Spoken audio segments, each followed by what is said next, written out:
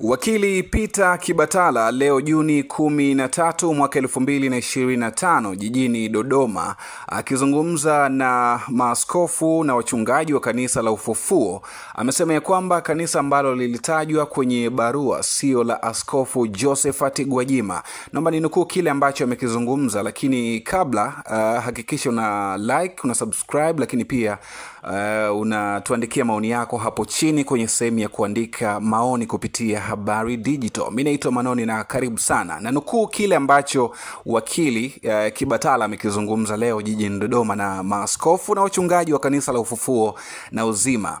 Barua ile vyovyote ilivyo, imesainiwa au haijasainiwa, imeelekezwa kwa watu ambao wanaitwa Glory of Christ Church. Ilipaswa ipelekwe kwa bodi ya wadhamini, lakini ukiona pale imeandikwa Bishop Josephat Gwajima, hata kama ni sahihi kisheria kwa sababu yeye ndiye mkuu wa kanisa, lakini kanisa lililotajwa sio la kwetu. Haya ni baadhi ya maneno ambayo aliyazungumza wakili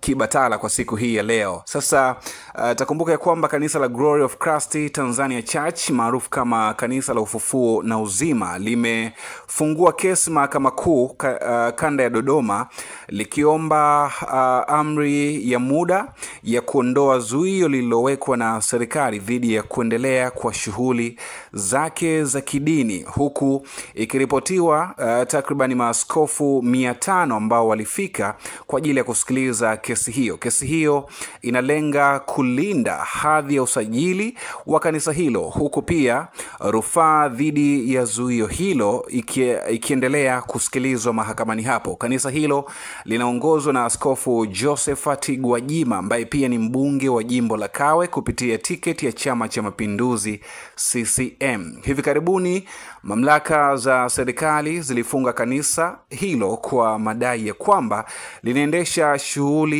kinyume na masharti ya leseni ya usajili wake. Kwa mujibu wa taarifa kutoka kwa mamlaka, baadhi ya shughuli ambazo zinafanyika ndani ya kanisa hilo la Askofu Josephat Gwajima zimeelezwa kuwa ni za kisiasa kupita kiasi na hazilingani na malengo ya asili ya taasisi hiyo kama ilivyosajiliwa. Kupitia kwa wakili wake ambaye ni Peter Kibatala, kanisa hilo limewasilisha shauri namba 13189 la mwaka 2025 dhidi ya mkuu wa jeshi la polisi IGP, mwanasheria mkuu wa serikali na msajili wa taasisi za kiraia. Katika shauri hilo, Glory of Christ Tanzania Church inaomba mahakama kutoa amri ya muda itakayoruhusu kuendelea kwa ibada na shughuli nyingine za kidini hadi pale rufaa iliyowasilishwa kupinga hatua ya serikali kufungia kanisa hilo itakaposikilizwa na kuamuliwa rasmi. Wakili Kibatala akiwa ameongozana na viongozi wa kanisa hilo amesema ya kuwa lengo la ombi hilo ni kuhakikisha ya kuwa kanisa hilo ikiwemo uhuru wa kuabudu kama ulivyoainishwa katika katiba ya Jamhuri ya Muungano wa Tanzania zinazingatiwa, huku mchakato wa kisheria pia ukiendelea.